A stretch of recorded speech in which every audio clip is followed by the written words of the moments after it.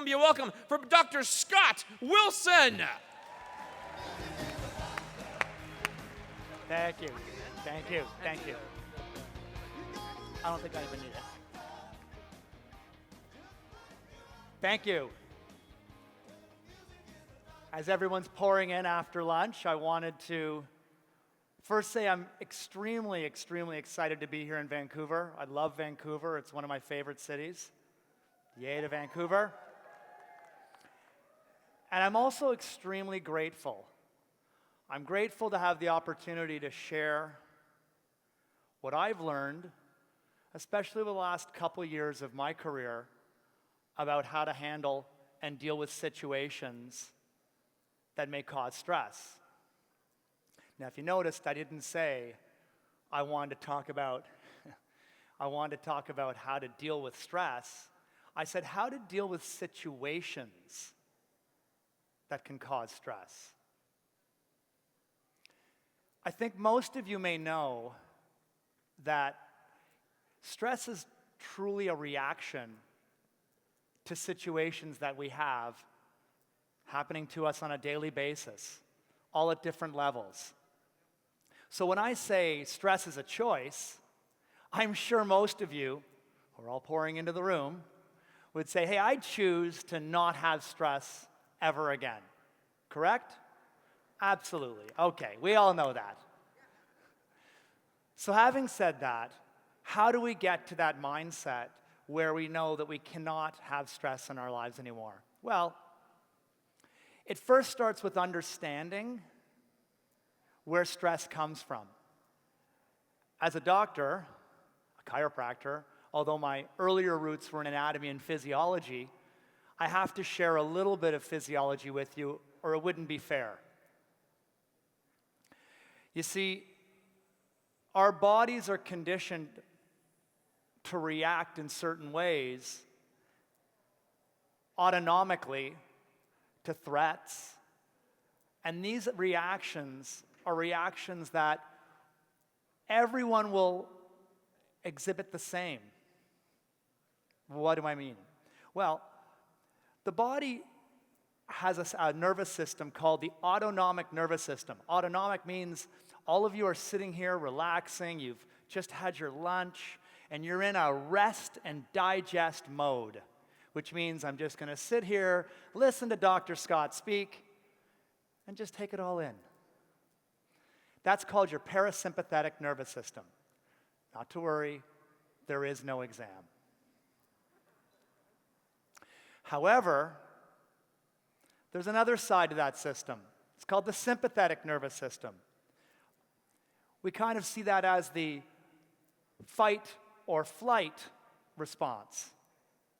So if I came here and unleashed my friend the grizzly bear from the back and let it run through the auditorium, everyone inside themselves will react the same when it comes to that threat. That's your sympathetic nervous system. Now, I'm hoping that most people would choose not to fight it.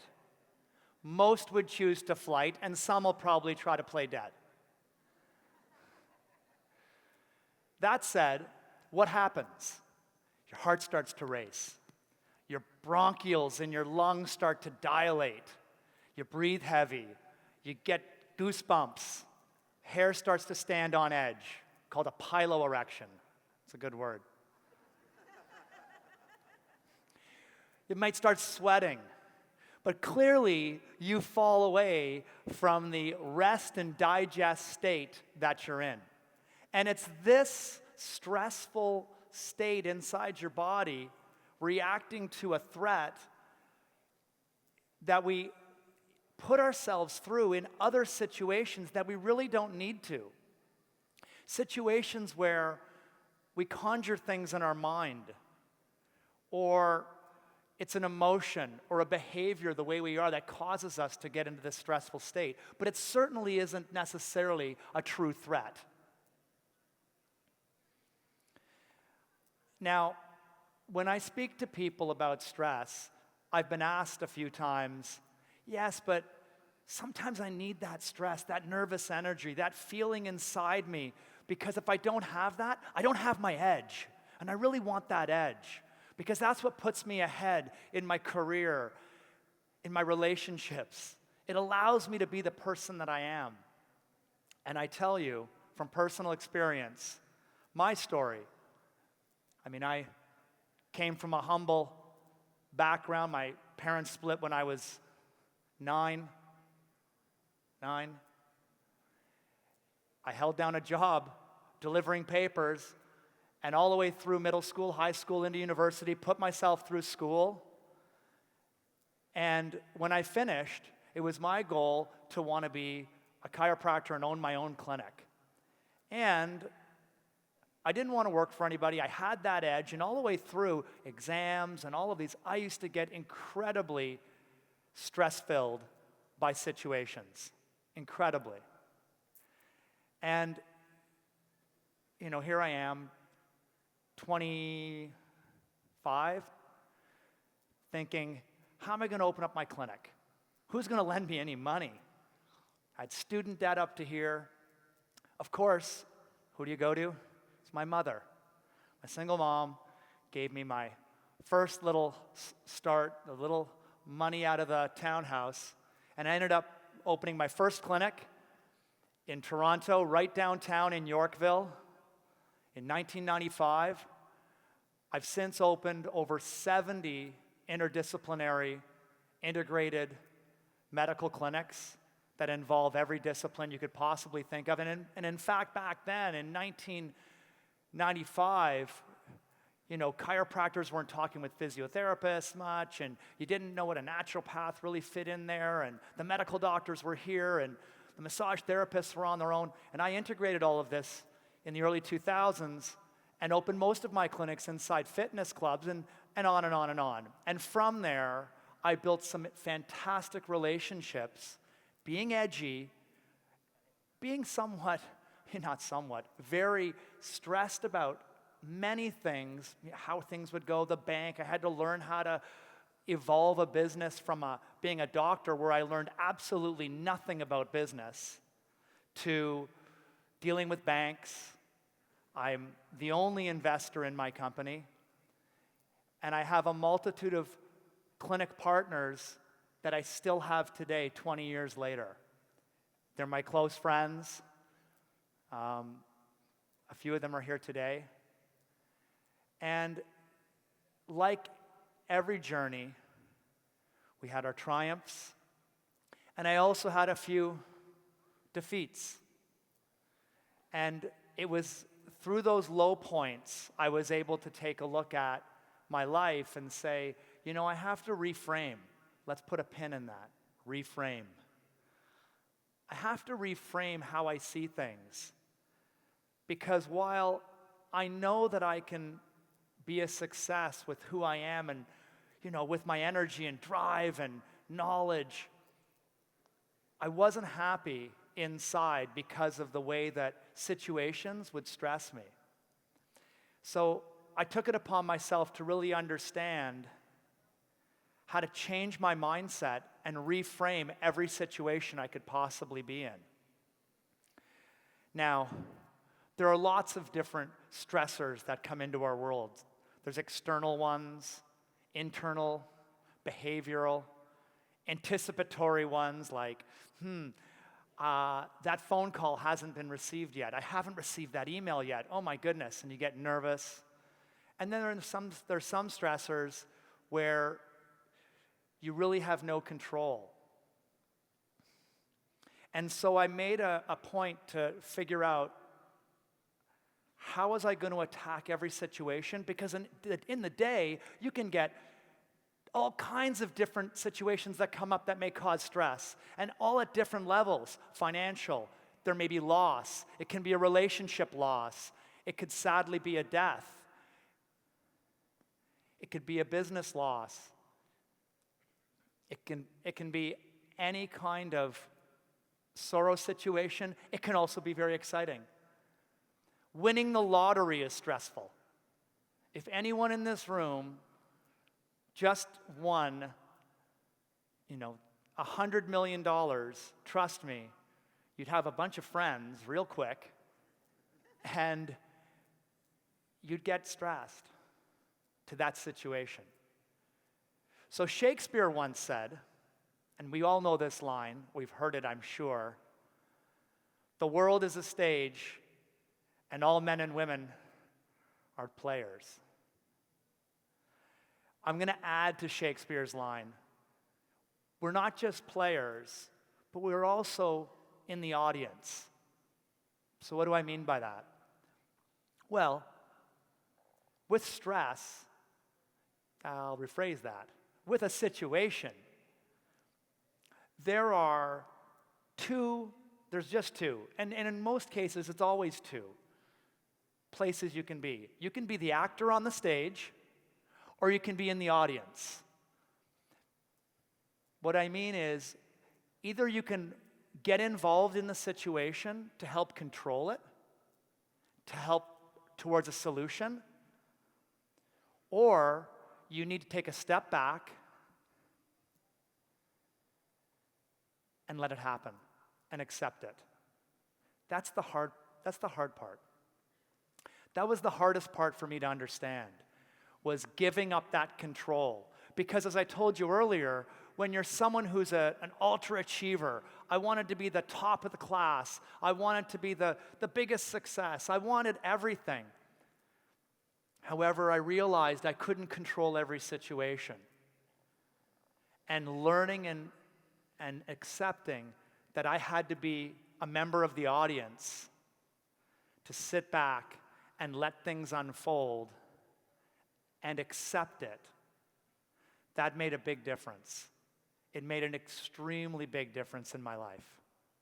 Now, where I could control situations, absolutely, I'd go head in on it and do what needed to be done. Example, you're sitting and you're having your day, and all of a sudden, boom, something hits.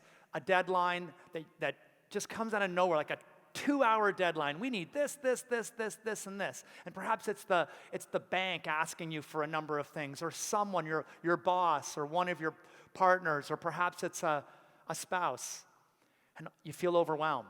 But really, what you need to do is take a step back, let the emotion fall off, and say, what do I really need to do here? And how do I handle this situation? And all the time, I'm faced with this, with my partners calling me, Scott, how am I going to deal with this? What am I going to do? And I always say, take a pill, relax. Let's take a look at what needs to be done. Let's put a plan. Let's hold someone accountable to our plan. And let's not get stressed about this, because I don't want to feel like I feel if I unleash the grizzly bear in here. I think everyone will agree, as we see people close to us get older and pass on. My dad, he passed at a young age, and he passed of brain cancer. And, I often thought to myself, he was always so stressed about everything. Perhaps maybe that helped to lead to that. We already know heart disease and many other ailments, we know that stress isn't good for it. So we have to think differently. We need to reframe. We need to rejig how we look at situations. Because when I go out there and say, hey, you know what? I feel stressed. Do you know what I say to someone who says that to me? I say, are you looking for sympathy? Empathy? Pity? Because you're in purgatory. When you tell me you're stressed, I can't help you. I want to help you, but I can't help you, because to be stressed doesn't tell me anything. Now, perhaps if you said to me, I feel overwhelmed. I'm really overwhelmed. I've got too much work to do. Then I think I could come with some suggestions to help. How about, I'm really disappointed. I'm so disappointed in how this all worked out, and it's really eating at me. And I would say, well, let's go through, maybe your expectations were high, too high, so that you're disappointed. It's just the gap between there. We need to be able to change that the next time around. Let's learn from this situation. One of my favorite words that I try to use instead of stress, frustrated. I'll share a quick 30-second frustration story that happened just yesterday. A situation that I couldn't control. So I'm flying, I'm coming here from Toronto, and I know I'm going to land and be hammered with a number of emails. So I thought to myself, you know what? I'm going to get ahead of the curve. I'm going to be one of these proactive gents and take the highest package of high-speed internet on the plane, and I'm going to do all my emails and land and relax and prepare for today. Get on, log on. I feel like I'm doing the right thing. And I'm telling you, it couldn't have been slower than dial-up in 1999. So not only, I wish I didn't even connect. Because what was worse is by the time I sat down and looked at my emails, I saw them all there, glaring me in the face, and I'm hitting the damn button ready to respond, and I couldn't. I couldn't have been more frustrated. And some of the emails that I did see there could have caused me some angst because there were some people in their world wanting some immediate answers that I clearly couldn't give them. But then again, they knew where I was flying. So me giving them an answer early was probably going to be a bonus anyway. So what did I do? I took a picture of the emails, shut my computer, I shut down my browser, and then I just went on to a Word doc, which wasn't online, and I typed the answers to all the emails that I wanted to do, so that when I landed, I just simply went into the airport, copy, paste, copy, paste, copy, paste, done. So maybe it took me an extra 10 minutes of copy pasting when I landed, but I wasn't stressed. I was really frustrated, but I was able to get through it. And these little minor things, though it may seem like, well, that's a nothing thing. Every situation, you need to be able to reframe it, give it another name. You know, we heard today earlier about communication being so important in how you think and how you act. It's extremely important. So if you're going to walk away with anything from Dr. Scott, you can think, let's see, grizzly bear, boom, heart rate, sympathetic nervous system, I don't want to feel like that anymore, unhealthy, how do I get out of that state? Reframe it. How do I reframe it? Well, I'm either an actor in the play or I'm in the audience. How am I going to be able to put myself in one of those shoes? Well, you make a decision, and you stand by that decision. And it doesn't mean you can't alter between those two states of doing and accepting. And then, the next time you hear the word stress come out of your mouth, correct yourself. As a little aside, I'm a stickler on proper diction. And I hear people say, anyways. It always gets to me. I'm like, anyways is not a word. Anyway. And every one of my partners, they know. I've taught them all. But how did I teach them? Anyway? Did you just say anyway? Anyway? When they'd say anyways. Another one, may, can, is another stickler I have. I'm very big on manners, so I don't like saying, please, can I go to the washroom? I'm sure you can. The question is where? Please, may I? Why do I bring these up? Because I want you to have at least one tool to walk away with from my chat. Well, you're going to start saying anyway, and you're going to say may, and something about stress, he mentioned. No.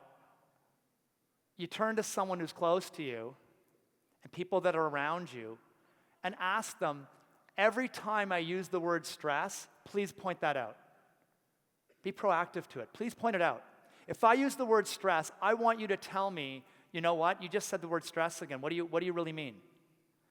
And if you can change that to the word frustrated, disappointed, overwhelmed, perhaps other words that you may know, you're going to find you are going to make a choice on your stress. You are going to find that you're not going to be as wound up. And most important for everyone here, it's not going to take away from the edge that you're going to want to be successful in your career, in relationships, and with yourself. Thank you very much. I appreciate it. Have a wonderful day. Okay?